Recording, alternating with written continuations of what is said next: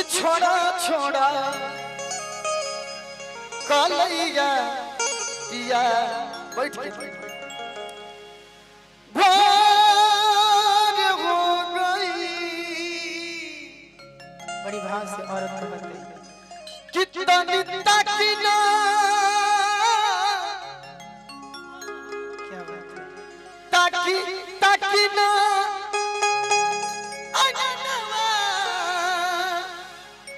अरे की अंजोर हो गई।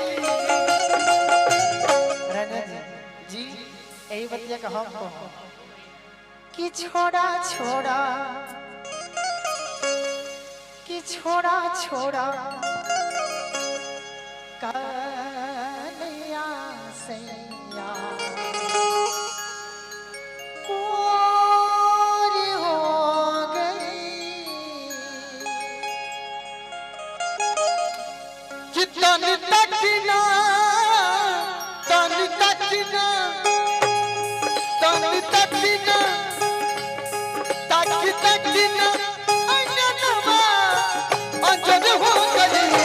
छोड़ा छोड़ा कलैया सैया भोर हो गई। छोड़ा छोड़ा कलैया सैया भोर हो गई।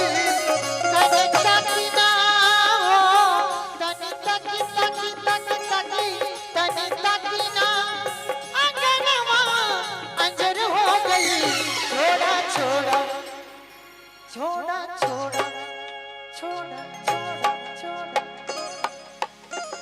कि छोड़ा छोड़ा कलैया सैया